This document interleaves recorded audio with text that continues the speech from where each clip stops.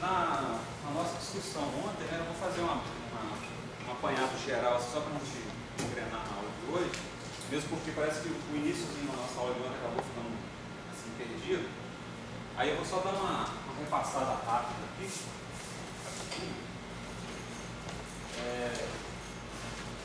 Então, hoje seria a aula 2, né? Como eu coloquei para vocês ontem, o objetivo dessa aula 2 é a gente deduzir as transformações de horas.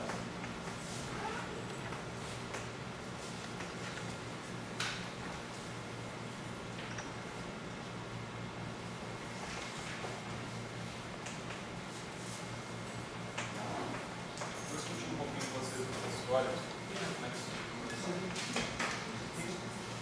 algumas consequências das transformações de horas.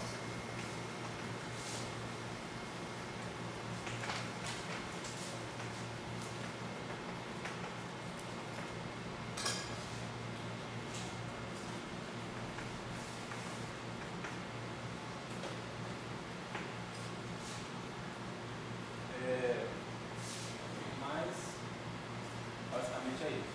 Mas antes disso, só colocando aqui rapidinho, mais ou menos viu na aula de ontem.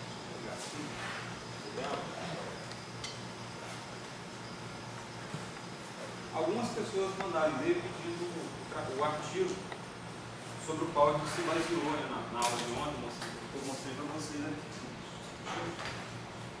O artigo está aqui, eu tenho ele em PDF também, se alguém quiser depois pegar comigo, está à disposição. Posso colocar o título dele ali para quem vai acompanhar gravado, né? Então, sobre a aula de ontem,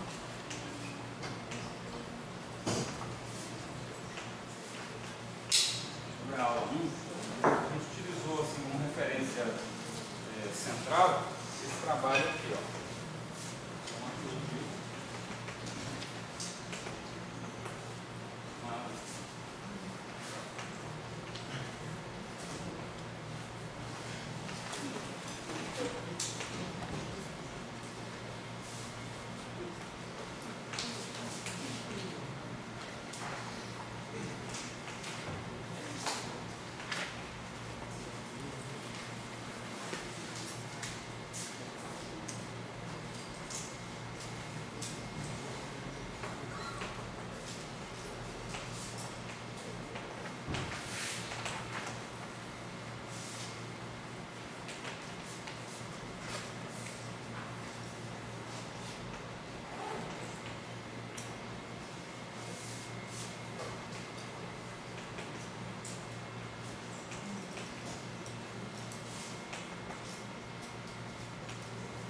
Foi esse trabalho aqui,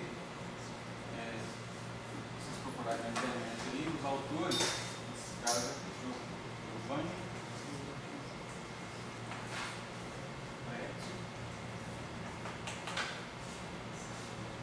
e aí tem colaboradores, né? Vocês colocarem assim, vocês já devem achar, tá?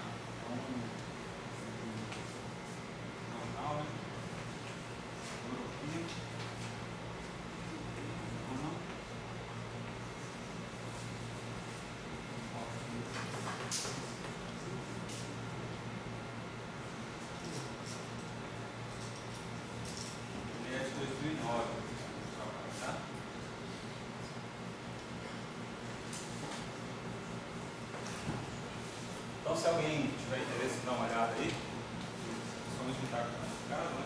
Mas eu vou disponibilizar aí, vocês podem disponibilizar o artigo provavelmente no site, mas talvez o link onde pode ser encontrado, tá? E a referência a gente está dada aí, se quiser procurar, legal? Então, basicamente, o que a gente viu ontem é o seguinte: a gente tem as transformações de Galileu, que são essas aqui, né? X tem dois sistemas de coordenadas, só formar essa figurinha aqui, olha, central para nós. Que é aula de hoje. Oi? Que é aula de hoje. Não, ainda é aula de ontem, tá lembrando? TG. Tá bom? Rapidinho, só para deixar o pessoal que talvez não vá conseguir na aula, no início da aula de ontem, até a gente gravar, porque a primeira hora, mais ou menos, a gente acabou estão gravando ali, então, só por consistência que a gente vai falar hoje. Então, só dando para dar uma sequência, né? Em relação ao que a gente falou ontem, a gente vai falar hoje. Então, a gente tem aqui dois sistemas de coordenadas, S e S',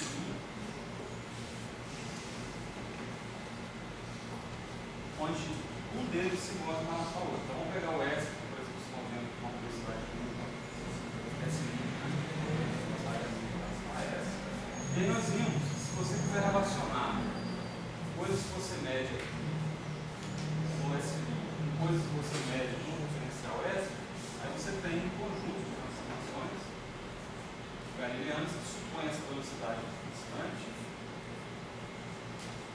Essa aqui já é uma forma menos geral, pode ser, porque essa velocidade que pode ser uma direção qualquer, a gente viu a forma geral, né? Esses eixos podem estar rodados, você pode ter uma matriz de rotação aqui, você pode ter um deslocamento para o movimento e tudo mais. Então a gente pegou esse caso aqui, que é o caso mais simples, né, para analisar, porque com ele a gente já consegue obter muitas consequências interessantes. E nós observamos em particular que a mecânica newtoniana fica invariante por essas transformações, a gente mostrou que é e usando a lei de força de Lorentz, que é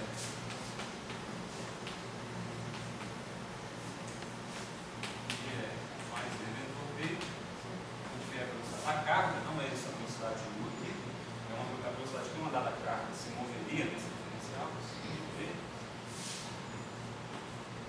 usando isso aqui, a gente mostrou a maneira como os campos deveriam se transformar e mostramos que as equações de Maxwell, duas delas, não ficam invariantes por transformações de Galileu.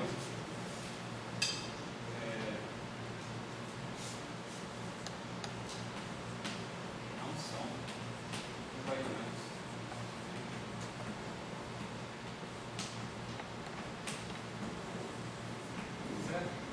Então, basicamente foi isso o roteiro que a gente discutiu na aula de ontem. Na aula de hoje, a gente vai ver o seguinte: como que a gente poderia corrigir essas transformações aqui de maneira a tornar consistente as equações de Maxwell, e assim como a mecânica clássica. Porque a mecânica clássica é uma teoria, vamos dizer assim, ferramental que a gente tem à disposição desde Newton e Galileu, que funciona bem. Então, se eu construo alguma coisa que pretende ir além de Galileu, que é esse o caso, essa coisa tem que incluir, inclusive, a gravitação, a mecânica galileana, certo? Então, você precisa, com a sua nova formulação, você precisa introduzir de uma maneira tal que recupere, quer dizer, dê conta da física que seria nova para você, nesse caso aqui o novo para nós seria 1800 alguma coisa, 1880 para as massas de Marx, mas também precisa manter intocado o que já tem, vamos dizer assim, né, de estrutura física consagrada, no caso da mecânica newtoniana, tá? Então a gente vai discutir um pouco sobre isso hoje e a gente vai ser levado diretamente às transformações de Lorentz. Vou apagar o lado de cá. Pode fazer um cara. Diga aí. Essas transformações de Lorentz foram descobertas antes de se pensar em relatividade restrita. Se procurou uma informação que tornava as equações de Maxwell invariantes independentes de ser útil ou não. Isso. A reformulação da mecânica. Por que se decidiu a necessidade de reformular a mecânica newtoniana, sendo que ela era mais fundamental, assim, no sentido de ser construído, ter sido construído antes do eletromagnetismo, e não reformular o eletromagnetismo por não ser invariante por transformação mecânica? Entendi. Não, na verdade acontece o seguinte: você tem experimento que te indica coisas. caso aí, por volta de 1800, agora eu não me lembro exatamente a data, eu vou dar a referência para vocês do artigo deles, vocês podem olhar. Houve um experimento aí central nessa história, que foi o experimento de Michelson Morley. Então, na verdade, quem decide isso, de certa maneira, pelo menos nesse cenário aqui, é o experimento. Porque, de fato, as transformações que manteriam as equações de Maxwell invariantes foram descobertas pelo Lorentz, até por isso que leva o nome dele, certo? Só que a interpretação física do que isso significava assim, de maneira mais profunda foi trazida pelo Einstein em 1905, certo? Então, como é que eu diria para você? O experimento de Michelson-Morley, eu vou colocar um pouco sobre ele aqui. Eu dei uma olhada breve no artigo deles para entender um pouco o que eles fizeram. Vou passar para vocês assim, o que eu percebi. Vou dar referência, vocês também olhem. Quem estiver assistindo em casa, olhem dele. Se eu falar alguma bobagem que não é compatível com o que foi, você pode extrair do artigo, também vocês podem me criticar lá, mano dele, tá? Para isso eu não deixei o meu para vocês, não. Vou deixar o outro aqui, ó.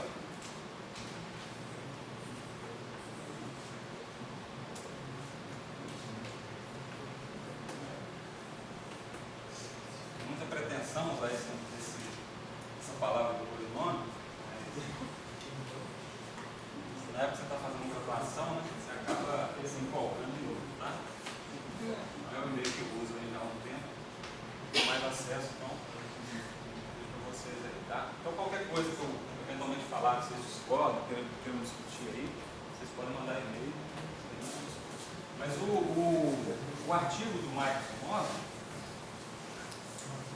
a tentativa deles foi observar o seguinte: nessa época se imaginava que a luz se propagava assim como o som se propaga no ar, ou seja, você tem um meio que suporta ou que comporta as oscilações dos campos elétrico e magnético. Esse meio, na época, chamado de éter, né? Então se tentou de toda maneira detectar como que a radiação se propagava nesse meio. Então, se você tem uma fonte, uma estrela distante, e tem a Terra se movendo, e a luz vem dessa estrela, então dependendo do estado de movimento que você está em relação ao éter, que seria um referencial absoluto, nesse sentido, se você medisse por interferometria alguma diferença na velocidade da luz quando ela se propaga paralela, sei lá, ao movimento que você tem em relação ao éter, ou no sentido contrário, como a interferometria precisa ter uma certa escala, você conseguiria detectar, vamos dizer assim, o éter propriamente dito. Então, a ideia mais ou menos do Michelson-Morley foi essa daqui, né? Você tem uma fonte aqui. Então, aqui você tem a luz e você tem um meio. Esse meio seria o éter. E vamos dizer, a gente tem a luz está se propagando para cá, com uma certa velocidade. E aí você constrói um experimento. O experimento deles consistiu basicamente o seguinte: tem um conjunto de espelho, esse aqui seria um espelho. O experimento é bem mais intrincado que isso. Eu vou fazer uma apresentação mais simplificada dele, tá? Eu vou dar a referência aqui para vocês. Aqui. Acho que esse jornal nem existe mais. América.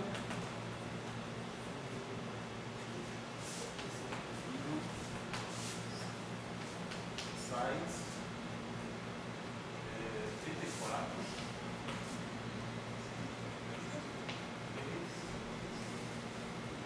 de 1987. A Michelson e o Morley. Tem outro detalhe do Morley. Então eles fizeram esse experimento colocando esse espelho assim, a luz entrava aqui, ó. Aqui tem um espelho sempre transparente, significa que a luz chega aqui, metade vem para cá, metade da intensidade, né, assim, a outra metade segue aqui. Aí a luz reflete aqui, volta,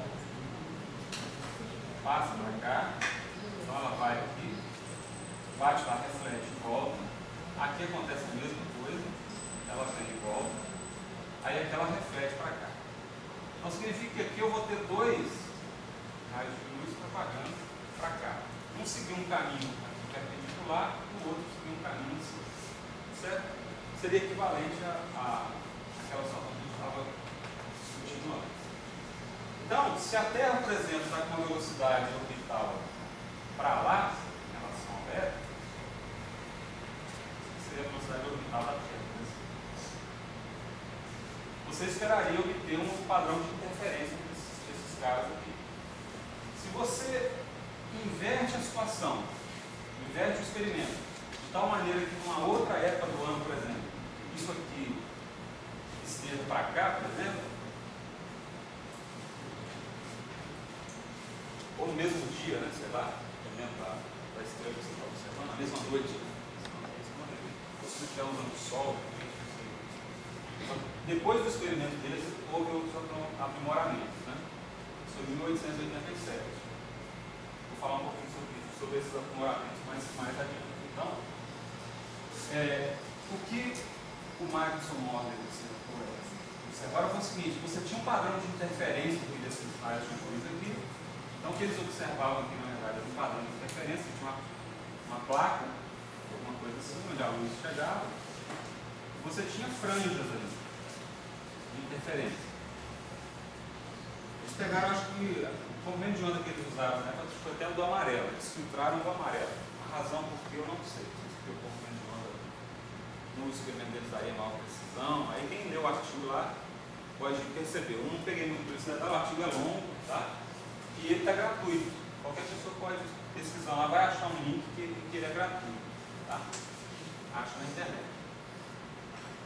Então eles fizeram esse experimento e o que ocorre é o seguinte: essa velocidade orbital da Terra, que a conclusão deles é o seguinte, ela não interfere em nada nesse padrão de interferência. Então esteja você indo contra ou em direção à luz, ou se afastando da fonte de luz, a velocidade que você mede para ela é a mesma.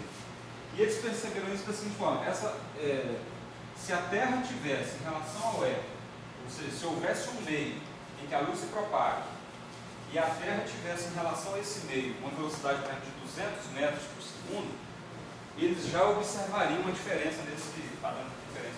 Eles mostram isso lá. Só que a Terra tem uma velocidade de 10 mil, acho que é 30 mil quilômetros por segundo, algo assim. Certo? Não sei o número exato, mas vocês podem olhar na internet. Bem maior do que 200 metros por segundo. Então, se eles, com essa velocidade orbital, não perceberam nenhuma variação nessas franjas de interferência, a conclusão é que o movimento do experimento que você está fazendo em relação à luz não interfere no resultado que você observa, e você conclui que não existe, na verdade, esse meio. Então, fica inconclusivo de dizer que existe esse meio no qual a luz se propaga. Certo? Então, do ponto de vista teórico, a gente discutiu ontem. Nas equações de Maxwell, se você resolve lá usando aquelas identidades vetoriais sensoriais que a gente discutiu ontem, né, para obter uma equação de onda, coisa que tem nos livros de eletromagnetismo, tá? Não tem nada de novo no que a gente fez. Mas você já observa lá que aparece, por exemplo, no campo elétrico, aparece algo assim, ó, uma Laplaciano do E menos 1 sobre C2, assim, derivada segunda do E, dt2, igual a zero. É exatamente uma equação de onda, como se fosse uma equação de onda mecânica. E esse cara que aparece aqui, você vem acompanhando as equações de Maxwell, a gente viu onde esse cara aqui, na verdade, ele está relacionado a propriedades que você tira no vácuo. Ou seja, propriedades elétricas que você mede no vácuo. Aí é aquilo que nós estávamos discutindo aqui antes, um pouquinho antes da aula. Se você tem um experimento aqui na sala, a sala é o nosso laboratório, certo? Eu faço vácuo nessa sala e faço experimentos, por exemplo, eletrostáticos e magnetostáticos, usando ímãs, por exemplo, e gerador de Van de Graaff. Só para simplificar a história. Aí eu tenho a permeabilidade elétrica do vácuo, tenho a permeabilidade magnética do vácuo. Certo? Se por acaso a sala estiver em movimento, velocidade, pelo menos com velocidade constante, no sentido da relatividade restrita, mas isso pode ser de mais geral, verdade? Você não é razoável esperar que as propriedades do vácuo mudaram porque do seu movimento. Então, de fato, já do ponto de vista experimental, se isso que foi identificado como a velocidade da luz, certo? A luz entendida como propagação de campo eletromagnético, então você já consegue daí perceber que isso é independente do movimento da fonte ou de qualquer coisa em relação à luz. Então, assim, por mais contraintuitivo que isso pareça, isso é o que ocorre experimentalmente, certo?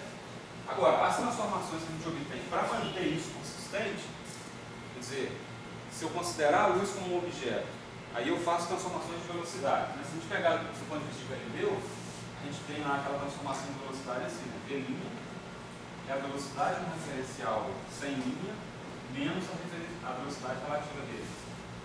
Certo? Então, por exemplo, se isso aqui é a luz, se a luz se afasta, se a luz, você tem aqui, né? Se nesse referencial aqui, você tem uma frente de luz, então, a velocidade que ele está vendo é a velocidade que o outro vê, o outro observador S vê, menos a velocidade relativa. Certo? Então, essa lei de velocidade diria que esse C muda para C menos 1. Só que isso aqui não acontece. Então, eu tenho que conseguir uma nova lei de transformação de coordenadas, de tal modo que eu obtenha uma lei de velocidade, que se esse V for C, no outro sistema também seja C. Então, o roteiro básico seria esse. Eu poderia abordar a questão por aí. Então, é isso, na verdade, que a gente vai procurar. A gente vai procurar uma transformação aqui, de tal modo que, se V é igual a C em um sistema de coordenadas, V' também seja igual a C. Então, é isso que tem que acontecer. Porque a velocidade da luz, como mostrou o experimento do Marcos Moro, é independente do movimento do sistema de coordenadas. Claro? Então, basicamente é isso. Aí a gente vai fazer isso agora. A gente vai chegar nas equações de transformação que, na verdade, corrigiriam isso aqui, certo?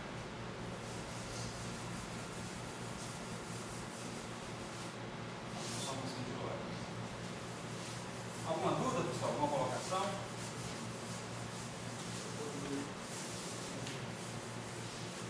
Alguma frase de efeito, né? Tipo, fora tempo, sei lá, todo tempo.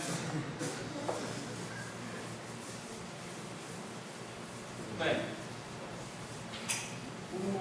eu vou adotar aqui tem várias maneiras de você obter esse coeficiente que aparece aqui. Tem x' igual a x menos 1 vezes t, tem t' igual a t.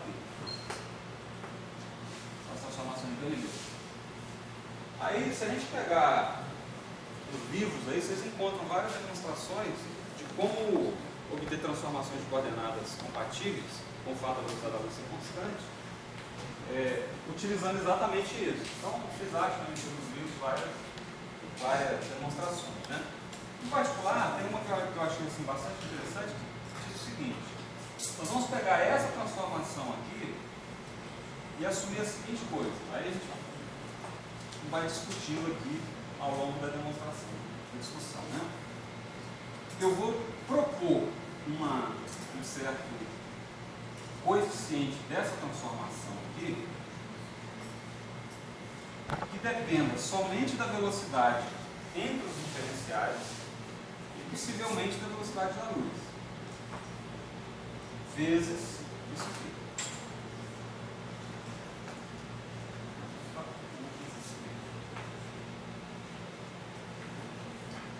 Então, quer dizer, esse K é uma função somente de U e somente de C. Ele não depende das coordenadas, x e t, etc. Certo? Ele é uma correção que possivelmente vai depender, claro, eu vou fazer uma transformação de coordenadas, de dois referenciais, onde um se move em relação ao outro com velocidade constante. Essa alteração que eu vou fazer aqui, com esse que eu chamo de K, é uma alteração que só depende possivelmente dessas duas coisas, certo? Muito bem. Com essa proposta aqui, eu tenho que fazer alguns requerimentos sobre esse K. Por exemplo, se eu estiver olhando para a transformação inversa, escrevendo x em termos de x' mais u vezes t, eu teria que multiplicar isso aqui pelo mesmo K. Porque o K é uma coisa que está relacionada à transformação de coordenadas de um para o outro, então tem que ter uma certa simetria, certo? Então, se você inverte aqui, você teria nessa transformação do x com relação ao x', ao sistema linha, a velocidade troca de sinal. Então eu teria K de menos uc. Então, de alguma maneira, eu tenho que requerer que esse K que aparece aqui tem que ser igual a esse. Então esse é o único requerimento sobre o K. Ou seja, o K de u ser igual ao K de menos uc. Vamos tentar levar isso aqui adiante e ver o que a gente obtém para o K, né? Eu tenho que ver muito bem porque esses caras têm que ser iguais. Porque é o seguinte, se você faz a transformação de coordenadas de S para esse linha aqui, aí esse cara aqui transformando com velocidade em outra, certo? Então eu faço a transformação de coordenadas do x', aqui tem o x, e aí você diz o seguinte, bom, o x é isso aqui, essa transformação aqui. Eu quero manter a transformação de coordenadas com uma coisa que seja linear, tudo bonitinho. Então, a alteração mais simples que eu posso fazer é multiplicar por uma constante para cada sistema de referência que eu considere. Porque uma vez que eu mudo o U aqui, ó, eu já mudo para um outro sistema S2 linhas. Se eu mudo o U um pouquinho, S3 linhas. Então, eu tenho todos os sistemas de coordenadas que eu quiser, basta eu mudar esse U aqui por um DU, por exemplo. Eu tenho um novo sistema de coordenadas, assim por diante. Certo? E aí eu teria um novo K correspondente, aquele U mais DU. Só que essa forma, a maneira mais simples de eu assumir é que ela se mantenha linear, assim como essa daqui é a transformação linear. Linear no sentido que a gente tem uma matriz e um vetor, xt. Então, se você troca x por x mais delta x e t por t mais delta t, essa matriz atua nos dois setores. Então, é uma transformação linear. A transformação de coordenadas é uma transformação linear. A maneira mais simples de eu obter uma transformação linear é multiplicar por um coeficiente constante para cada U. Claro? Agora, se você olha do ponto de vista desse cara em relação a esse, é como se ele estivesse movendo para cá com velocidade menos U. Só que essa transformação linear, esse coeficiente que eu utilizo aqui, eu estou requerendo que ele seja igual a esse, porque eu já considerei o menos U na minha transformação. Porque esse menos aqui, ó, quando eu coloco menos U, fica mais U aqui. Tá certo? Então, é para dizer o seguinte, se você olha de um ponto de vista ou de outro, a função K utilizada é a mesma. Tá certo? Na transformação linear. Então, você não gera uma assimetria de um sistema em relação ao outro, simplesmente porque você trocou de ponto de vista. Então, esse é um requerimento sobre o K e até certo ponto é razoável. Ó, muito bem. Então, a gente tem o seguinte. Deixa eu ver aqui a gravação.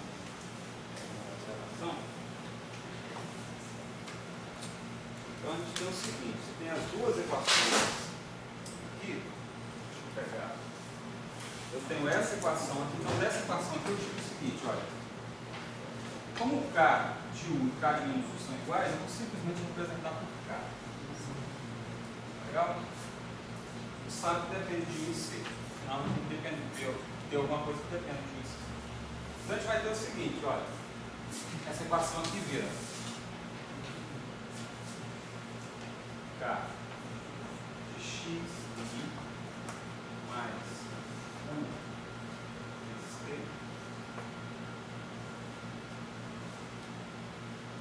E essa equação aqui vai se tornar K, chamando a mesma coisa agora, x menos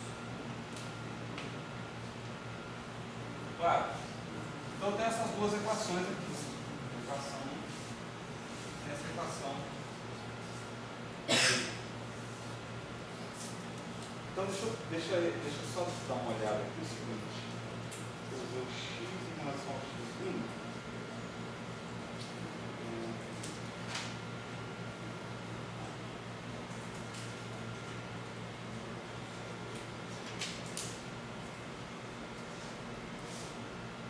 desculpa.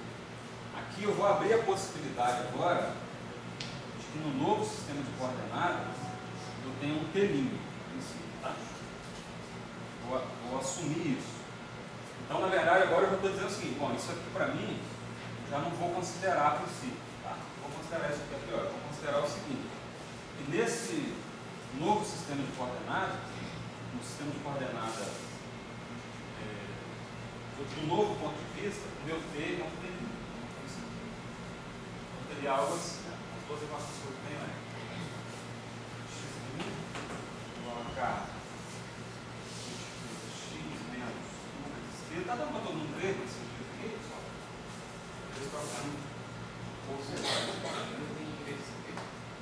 Estou pegando esse. Quando você sumiu com o escalo C.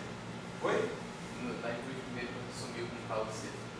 Ah, aqui você está dizendo? Isso. Não, já que eu disse isso, eu vou simplesmente chamar K de U C de K. Tá? Porque eu já sei que o K vai depender de U e C. Certo? A maneira que ele vai depender de U e C eu ainda não sei. Mas eu sei, eu estou propondo que ele vai depender somente de U e de C. Legal? Então, eu tenho essa expressão aqui. Aí eu tenho também essa expressão até agora. O mesmo K, x' mais 1. Entendi. Tá legal. Vamos resolver essa expressão da seguinte maneira. Vamos pegar essa equação 1 aqui, essa aqui é a equação 2. Então vamos fazer assim, vamos substituir.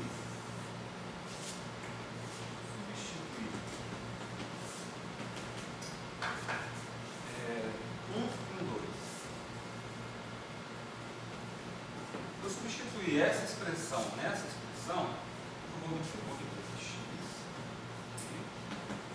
é igual a k, substituir x' também depende de k, vou botar assim, né?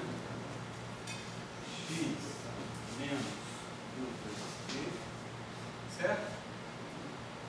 Mais u vezes t'. Legal? Todo mundo acompanhou?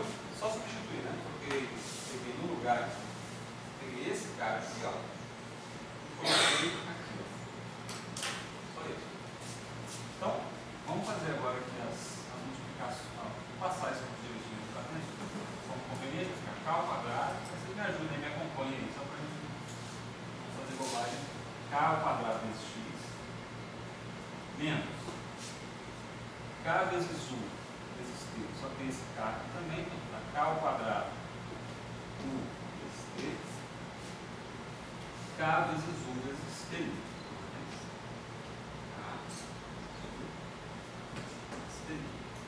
Isso é o x. Certo?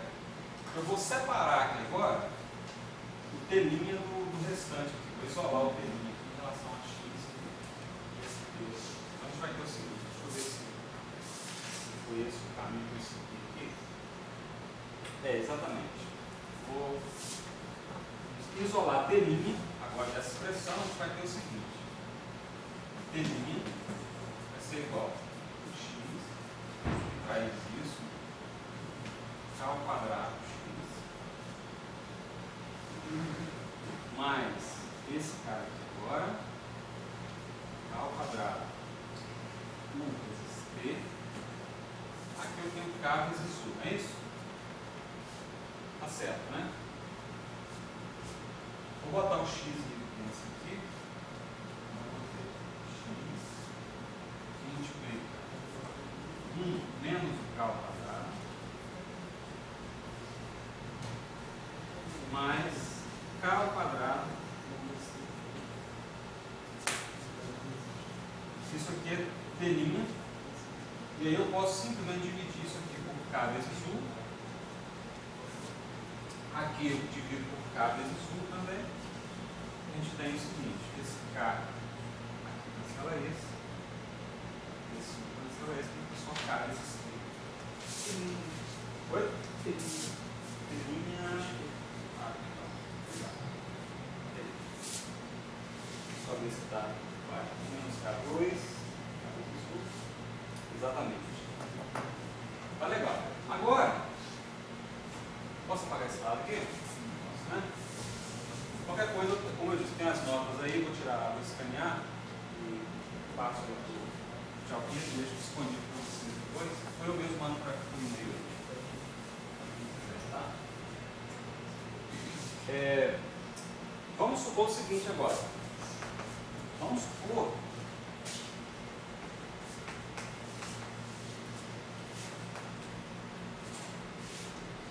que nós estejamos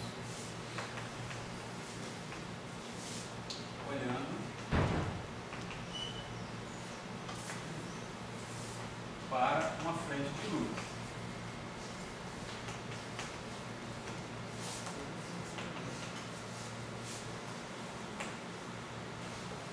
Frente de onda de luz, né? Então o que a gente sabe? O referencial é S', tá? O referencial é S'. Então, a frente de onda de luz propagando. O experimento de Marx-Somoli mostrou para nós e as equações de Marx para indicar que a velocidade é C. Então, tem velocidade aqui C. Foi não? Foi não? Tá assim. Tá frio? Todo mundo concorda? Só desligar o ar. Você desligar, Diminuir, eu falei que eu não sei diminuir isso. sei lá, diminuir a potência. Posso fazer uma sugestão? Sim, Potência. eu acho que é só aumentar a temperatura.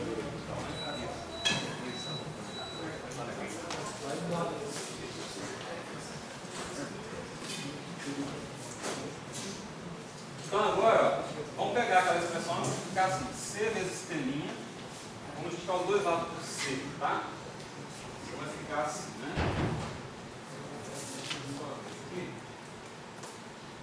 Aqui ficou só K, então tem que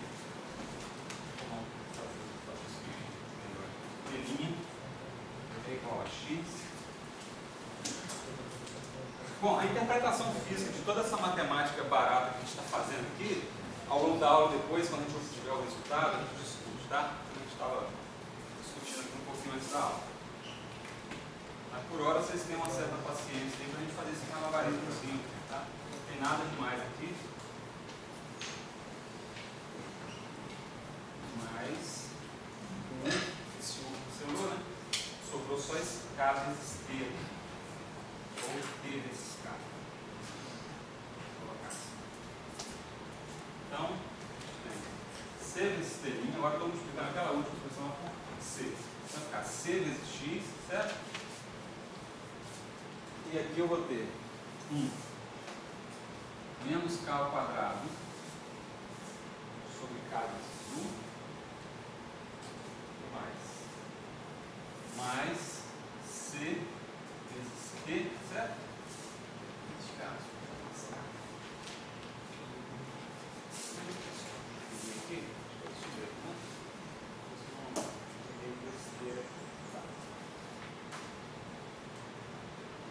agora é o seguinte, deixa eu ver.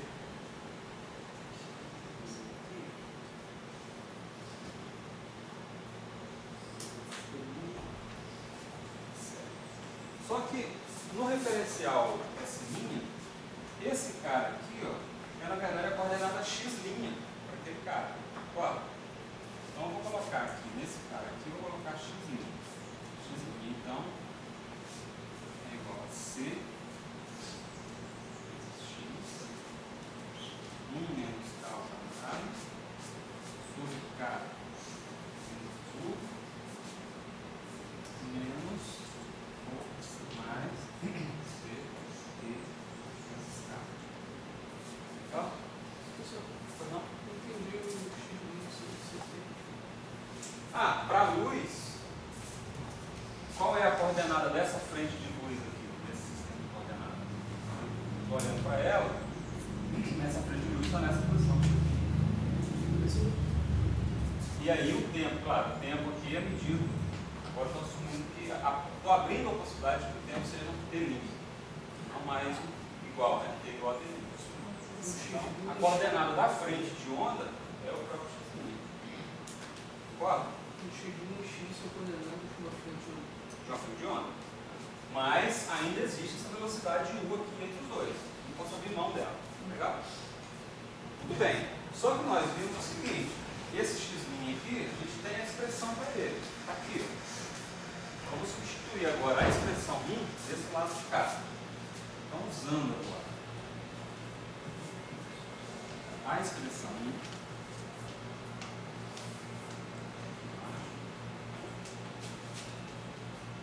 Usando 1 nessa daqui que vocês chamam de 3,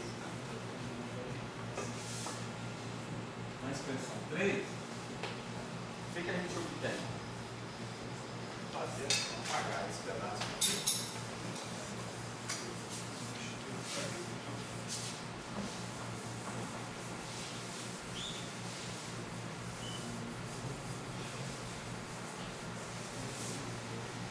Então a gente obtém o seguinte, olha. A gente obtém a expressão 1, se vocês se lembram bem, é K, o mesmo K, agora multiplica x menos o t. Todo mundo de acordo? Eu tenho essa expressão para x', isso é igual a cx 1 menos k ao quadrado sobre k vezes u mais c vezes t.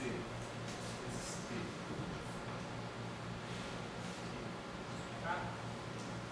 E aí eu vou separar agora tudo que envolve x de um lado e o que envolve o tempo, né? T do outro lado. Vou separar as duas coisas. A gente fazendo essa separação aí, vocês vão ver o seguinte, ó, vou colocar já a expressão, tá? Para a gente perder muito tempo aqui, é tudo conta bastante simples, vamos ver isso aqui, ó. Kx em evidência. Aí a gente vai ter aqui, ó, 1 menos c multiplica 1 menos k ao quadrado sobre k ao quadrado 1. Tá legal? Aqui. Isso é igual a t vezes c, né? T vezes k vezes t aqui, multiplica 1 mais u sobre c. Facilmente vocês obtêm aqui, é só separar o que tem t de um lado direito, e o que tem x do lado esquerdo. Tudo bem? Então, a gente chega nessa expressão aí. Agora, esse c vezes x, dessa expressão, esse c vezes t aqui, ó, do ponto de vista da luz, é exatamente a coordenada x. Claro. Então, se você substituir aqui, se você considera que tem uma série de luz, como ela não depende, a gente já, pelo experimento de Michelson, ela não depende da velocidade do sistema de coordenadas em relação ao outro, então, eu posso dizer o seguinte: c vezes t, que está desse lado aqui, isso aqui é exatamente x.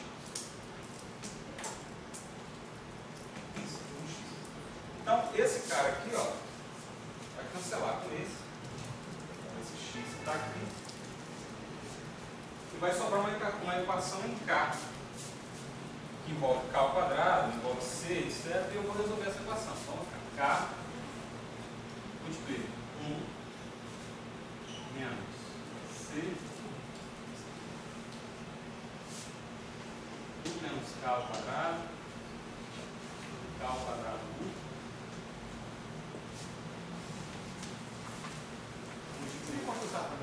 Opa! Ah, perdão, verdade. Esse K aqui também foi embora. Agora a gente está querendo observar. Então ele não aparece aqui, né? Beleza. É igual a 1 mais, né? Mais 1 sobre c. Certo? Essa expressão aqui. Agora vamos resolver isso aqui para ver o que a gente obtém. Vai ficar K ao quadrado menos c vezes k, aqui vai dar mais c vezes k ao quadrado, certo? E do lado de cá vai ter 1 mais 1, tá certo? E sobre K ao quadrado. Esse menos CK. Opa! Não tem nada. Ah, perdão. Aqui é C vezes. Tem razão, tá? Certo isso? Agora tá, né? K ao quadrado. Aí vamos passar isso para o lado de cá agora. Vou de lá e resolver essa equação aí. Por que você não passou o 1 para o outro lado do subtrair?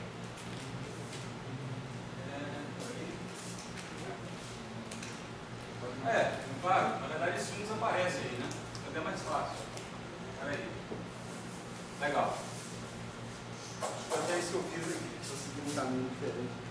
Exatamente, eu cancelei esse 1 desaparece. Esse 1 aqui, depois esse 1 desaparece. Então mais fácil. Vai ficar C menos K ao quadrado sobre K ao quadrado. É igual a CK ao quadrado? Oi? Não, ao quadrado. CK ao quadrado menos. Vou deixar assim, né? C menos C ao quadrado. Tem aqui 1 sobre C, certo? Então o que a gente obtém aqui, passando isso para lá, a gente tem C. Tem um sinal aí. Opa! Na verdade você vai ter assim, ó, 1 menos K ao quadrado, fácil de ver, ó. Vai dar K ao quadrado, U ao quadrado sobre C ao quadrado. Ó, eu passo esse C dividindo, vai dar um C ao quadrado. Sinal, tem um sinal relativo, né? O que é menos, o que é mais. Obrigado. Certo isso? Beleza? Isso aqui, ó, passei o U para cá, com o K ao quadrado, e o C que está aqui, ó, mesmo, passei para cá. Agora a gente vai ter o seguinte, passa esse 1 para lá, vai ter o seguinte, K ao quadrado, que multiplica 1 sobre o quadrado sobre C2. Menos 1 é igual a menos 1. Então se eu botar um menos aqui, botar um mais aqui, dá 1. Certo? Então a gente tem que a forma para o K que a gente queria determinar é exatamente essa forma aqui, ó.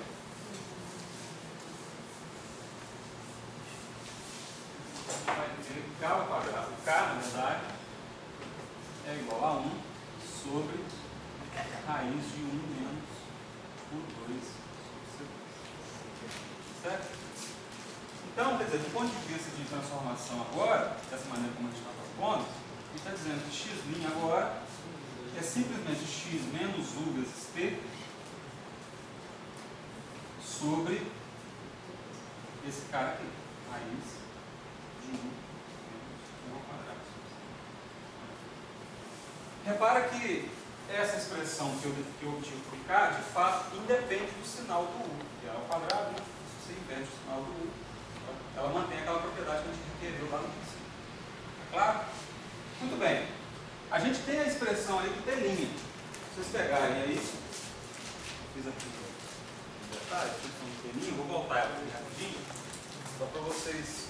Telinha é igual a 1 menos K ao quadrado sobre K vezes U. Tudo isso aqui multiplicando x mais T vezes K. Se a gente pegar esse K que está aqui e substituir nessa expressão, fazendo esse malabarismo de elevar ao quadrado, etc. aqui, vocês vão obter facilmente que telinha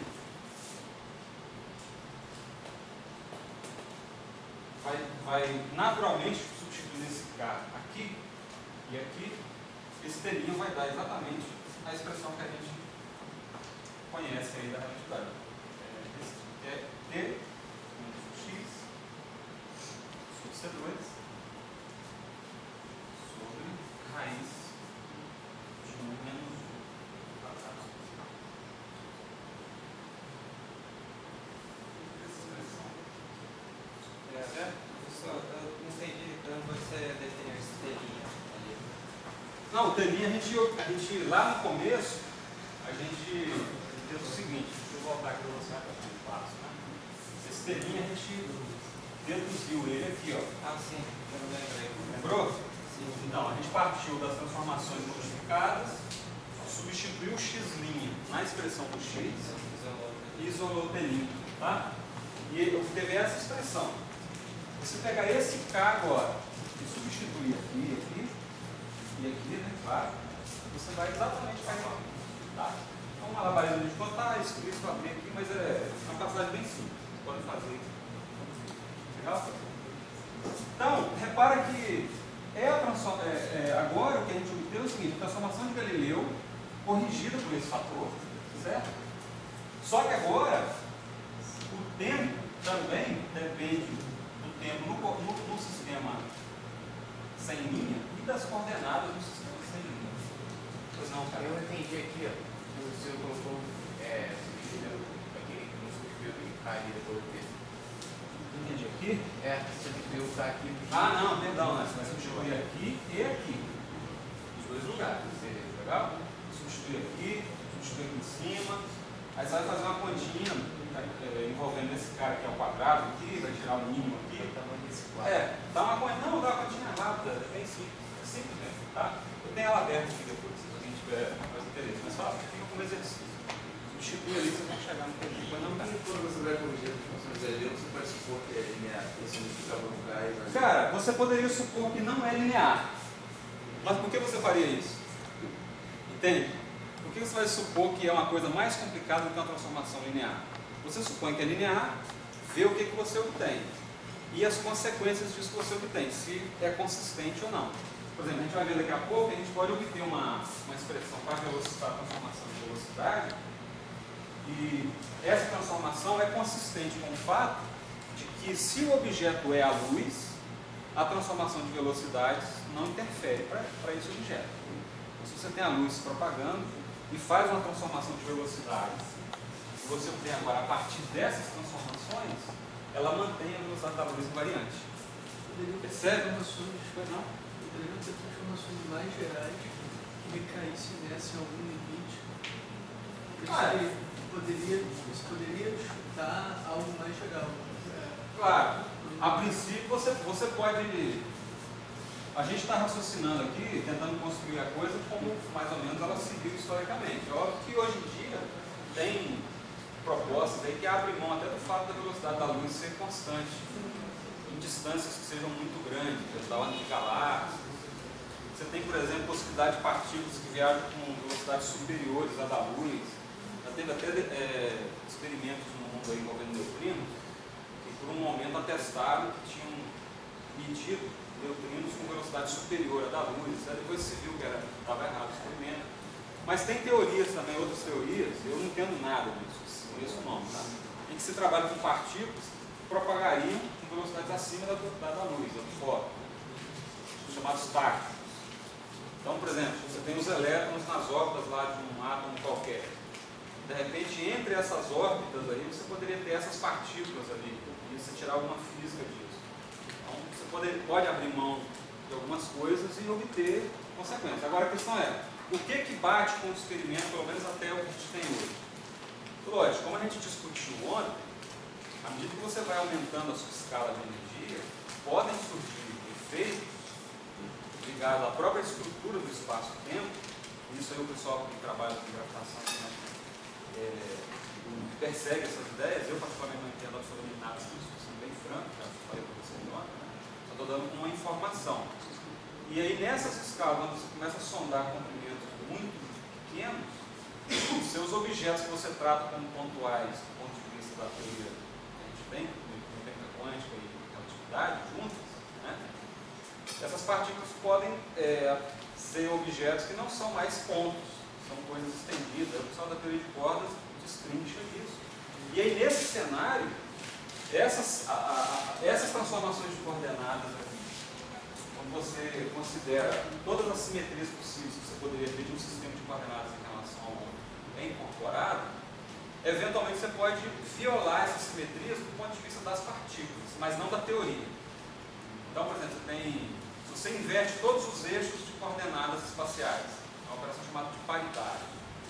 Se você inverte o tempo, o fluxo do tempo, porque essas transformações paridade e reverter o fluxo do tempo também é uma transformação de Lorentz. Por quê? A gente falou ontem que rotações são operações que você faz que mantém a métrica no espaço euclidiano. O que é o espaço euclidiano? É o que tem a métrica, ou seja, a matriz que eu uso para fazer produtos escalares, sendo a identidade. Aí, mas o que foi? Coordenadas cartesianas, isso. Tá? Você está assumindo aqui o espaço euclidiano, aqui um hipótese, né, plano, enfim, tá? Isso pode ser plano e a métrica não ser. Oi? Pode ser plano e a métrica não ser identidade. Se você mudar para outro sistema de coordenadas. Ah, sim, no princípio sim. Mas a gente está trabalhando aqui com rotações de 3 dimensões e a gente observou isso, certo? A gente concluiu essa expressão. Nesse espaço que a gente envolve o tempo que é coordenado com uma coisa só, é um espaço agora que tem 4 coordenadas, né? Esse é um espaço que a gente considera 4-dimensional. As transformações que a gente pode fazer que mantém o que seria essa métrica, né, nesse espaço invariante são as transformações de Lorentz. Então, a gente vai chegar na forma delas daqui a pouco, mas o fato é que essas transformações, elas mantêm não a identidade invariante, elas mantêm esse objeto invariante. Esse sinal aqui você pode convencionar, aqui pode ser menos 1 e aqui mais 1. O importante é que seja um contrário do outro, certo? Aqui do zero. Então, o que é esse lambda aqui? É uma transformação de Lorentz, certo? E aqui essa mesma matriz. Então, enquanto que você tem a identidade, aqui você tem essa matriz. Então, se você nesse espaço, então, essas transformações desse espaço que envolve tempo e a coordenada espacial, como, vamos dizer assim, as coordenadas que você tem para os pontos no espaço, no universo, no mundo. Então, essas transformações têm que obedecer essa equação aqui. E aí, dentre essas transformações aqui, você tem, por exemplo, inverter o eixo do tempo. Significa o que a gente chama de inversão temporal. Um evento que ocorre depois do outro, você considera o outro. Quer dizer, você tem A ocorre antes de B. Você pode inverter e aí imaginar que B ocorreu antes de A. E assim por diante. Então, isso também é uma transformação de Lorentz. Ou seja, é consistente com essa equação. Se você inverte as coordenadas espaciais, então, o que era x vira menos x, o que era y vira menos y, o que era z vira menos z. Aí você tem uma transformação de paridade. Também é uma transformação que satisfaz isso. Então, também é uma transformação de Lorentz. Você tem paridade e inversão temporal. Agora, se além disso, por exemplo, você inverte a carga das partículas, aí você tem uma operação de conjugação de carga. Você tem conjugação de carga, paridade e inversão temporal. É interessante notar o seguinte: essas transformações de Lorentz, paridade e reversão temporal, elas não são tais como essas que a gente está analisando aqui. Essas transformações de coordenadas são chamadas de boosts ou empurrões. Elas misturam o tempo e as coordenadas espaciais simplesmente pelo fato de você ter uma velocidade relativa, certo? São chamadas de boosts. Agora, você pode ter essas transformações, como é que se fala? De eixos de coordenadas espaciais e do tempo também, contidas aí. Então, conjuntamente, a paridade, a reversão temporal, e aí você inclui a conjugação de carga, porque você tem partículas no universo, essas transformações juntas, elas são respeitadas por todas as teorias que a gente, pelo menos, tem testadas atualmente, em energias consistentes com o modelo padrão.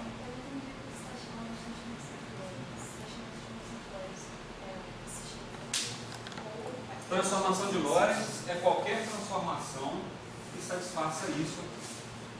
Essa equação. Certo?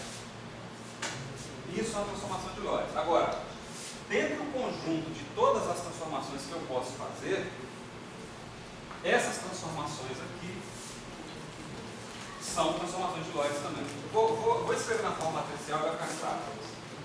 Vou voltar nesse ponto, tá?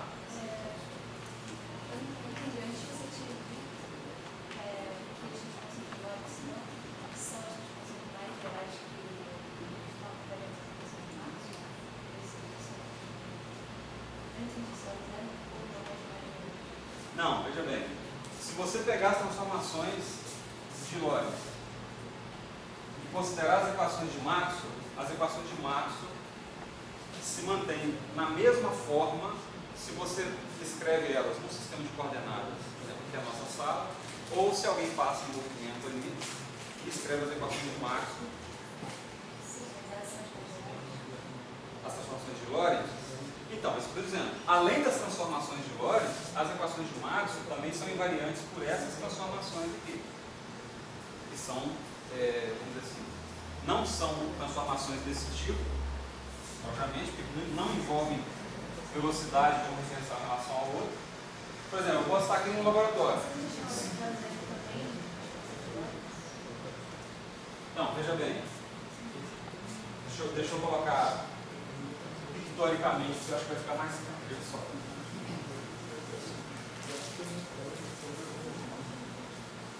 Se você pegar as transformações de Lorentz, vamos supor que você tem um espaço onde estão todas as transformações de Lorentz.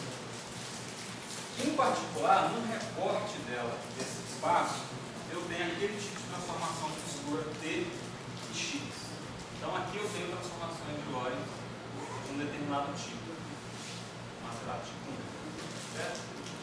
Agora, se eu não tenho, por exemplo, velocidade relativa entre o sistema de coordenadas, estou aqui no laboratório e eu decido o seguinte, eu quero inverter os eixos aqui do laboratório que eu estou usando para fazer minhas medidas.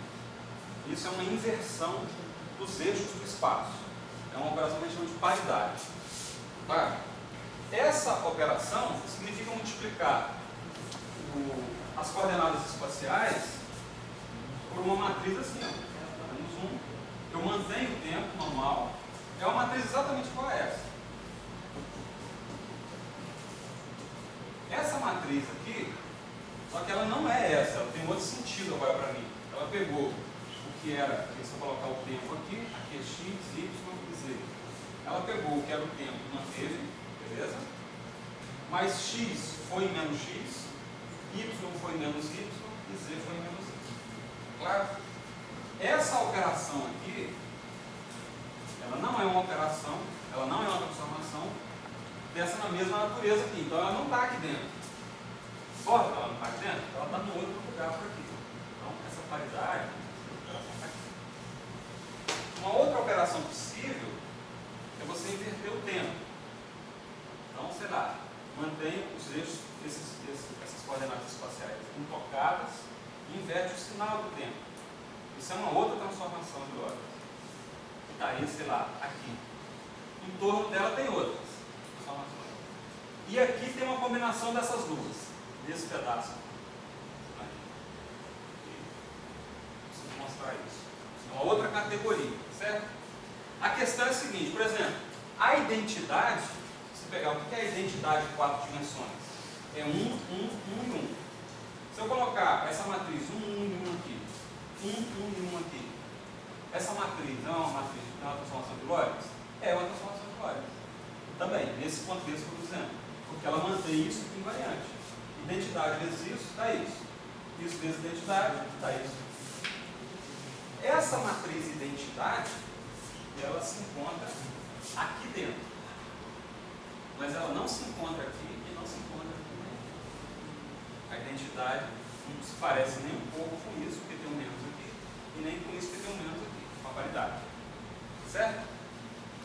Então, esse conjuntinho aqui, ó, que contém essas transformações que envolvem velocidade e ainda contém a identidade, forma o que a gente chama de grupo de Lorentz.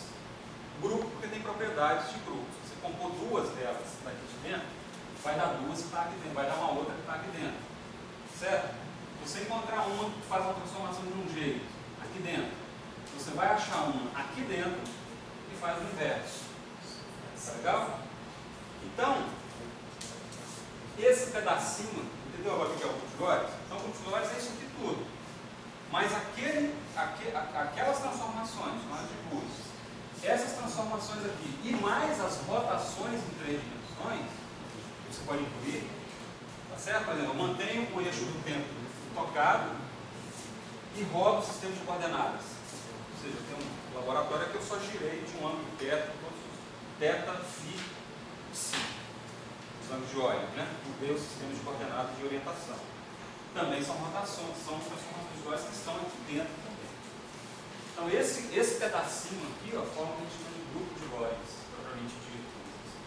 As propriedades de grupo estão aqui. Agora, você pode perguntar o seguinte: esses outros setores aqui são simetrias das teorias que você constrói fisicamente? São. Por exemplo, se você pegar essa equação aqui, ó, divergente de E igual a ρ sobre y0. Se eu inverter as coordenadas espaciais, esse cara aqui, que é uma operação no espaço, inverte de sinal. Mas o campo elétrico também é um vetor no espaço, também inverte de sinal. Então, esse sinal se cancela com esse, essa equação aqui fica invariante por transformação de paridade. Está aqui, ó. Não é uma transformação daqui. É uma transformação daqui. Mas é uma simetria para essa equação. E é possível mostrar aqui para as outras também. Para as outras equações de Marx também. Então, nesse sentido, entende? Pois não? Essas funções de Lorentz, elas são mais gerais, deixam as transformadas em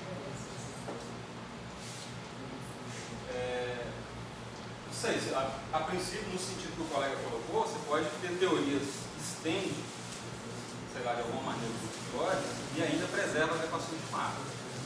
Então, assim, no nível que a gente está discutindo aqui, são essas transformações que preservam as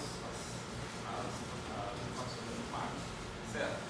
E outras teorias também. Se você tentar generalizar as equações de Marx para contemplar outros tipos de físicos, por exemplo, decaimento beta, aí você começa a pensar, aí surgem outros mecanismos, que eu não vou discutir aqui, mas vão surgir teorias que também respeitam as transformações desse grupo aqui, junto com uma operação que você pode fazer nas próprias partículas.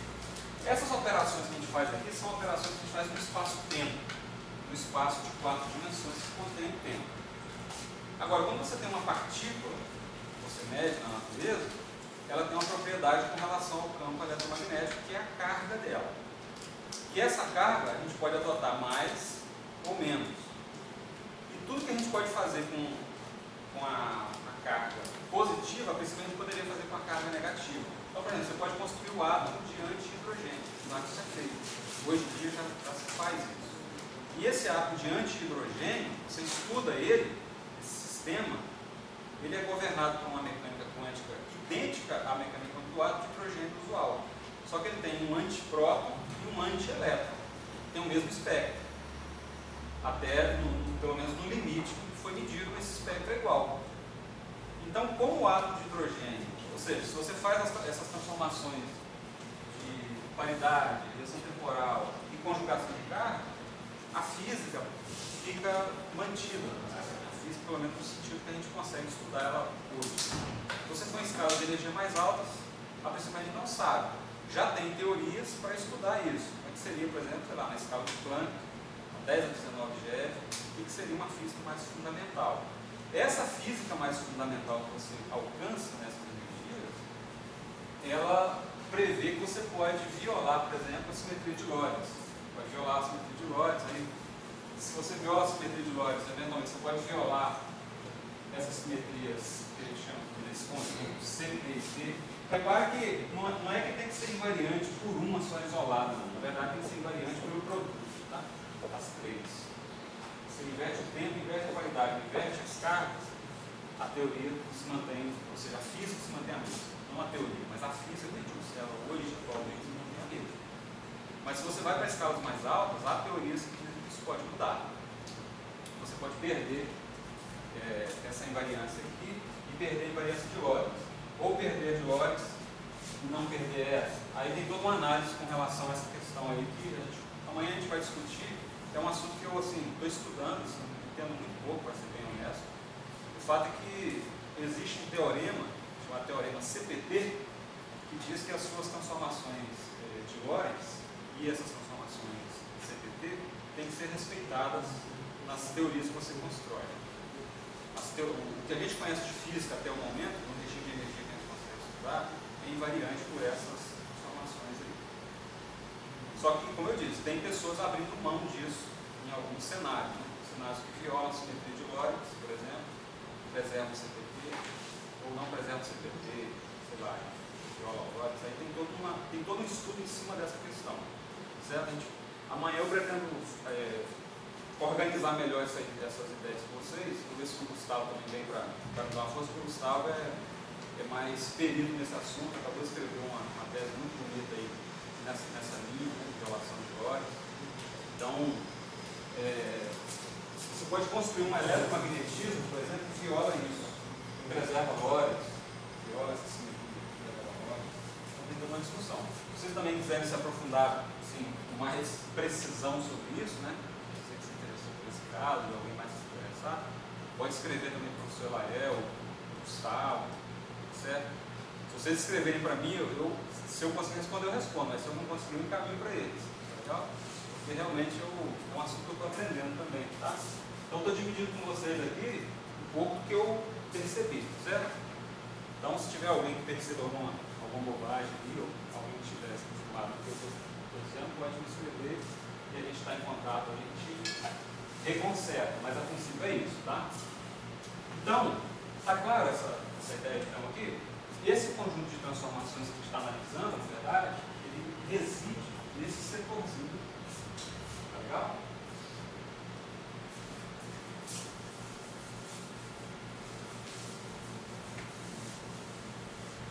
Então, se a gente escrever isso aqui de forma matricial, a gente observa o seguinte. A gente vai ter, ó, T', só por uma questão de homogeneizar aqui, deixa eu só ver.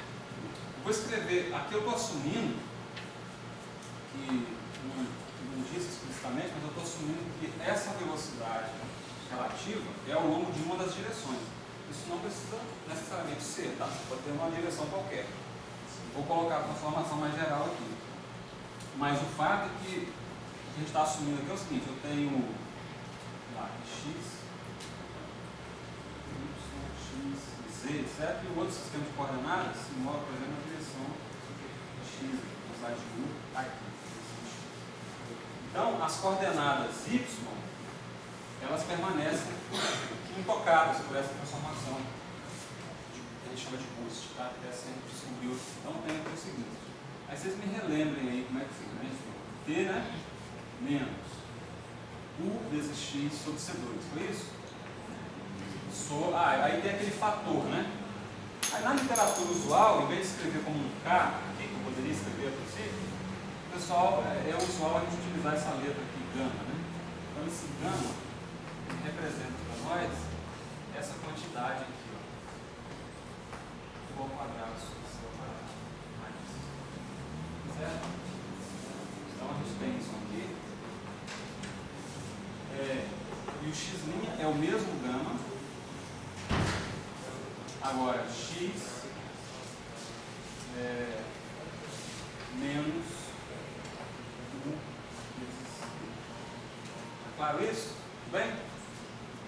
Então, se a gente escrever y é igual a y', escrevendo aqui de forma mais explícita, né? Então a gente tem y' é igual a y e c' é igual a c. Então, se a gente incluir o tempo aqui, ó, só para poder homogeneizar, porque isso aqui tem dimensão de metros, né? Se não usar unidades do sistema internacional. Então, a gente multiplica isso aqui por uma velocidade que não vai alterar a física da coisa, que é a velocidade da luz. Se eu botar um C aqui, ó, e botar aqui dentro C também, aí agora esse termo multiplicado por C, aqui fica só,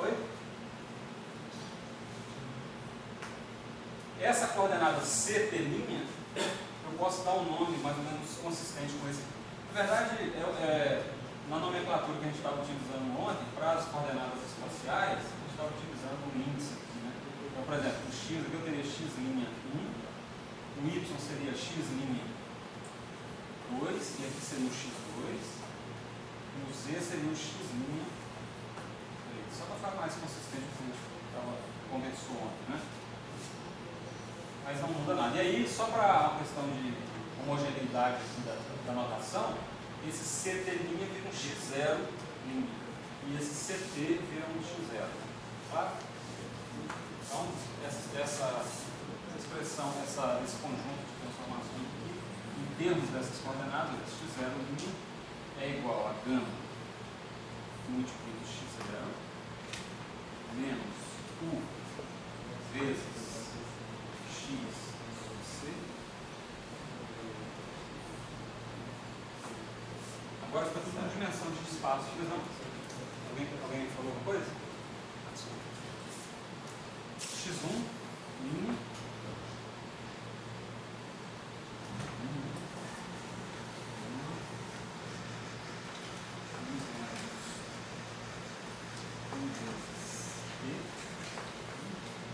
e aí os outros são iguais. Então eu tenho x'2 é igual a x2 e x'3 é igual a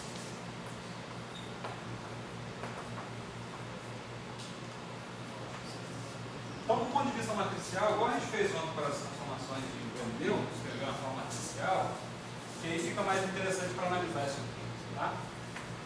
Então, essas transformações podem ser escritas assim. Vamos lá? Vou botar na forma matricial. Vai ter aqui, ó, x0.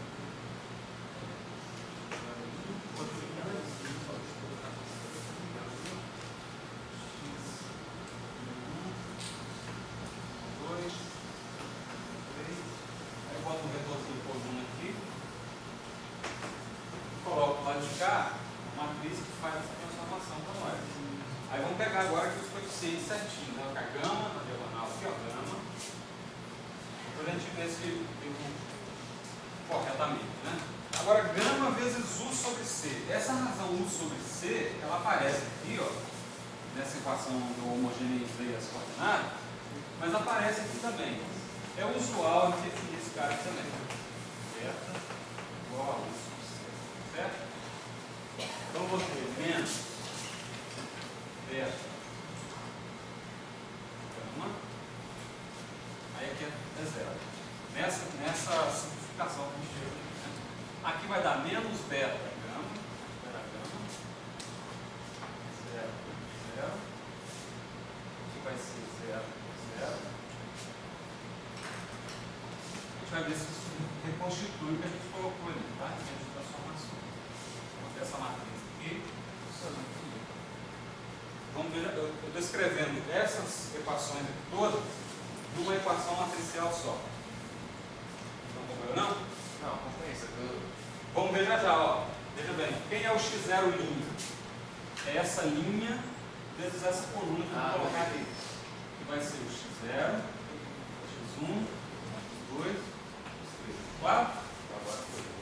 Então, ó, se você pegar agora, pode olhar, ó, essa matriz aqui, ó, gama x0 menos beta x1. Exatamente o que a gente tem aqui, ó. Gama x0 menos o beta x. X é x1. Tá? Então, aqui a gente tem. Bom, aqui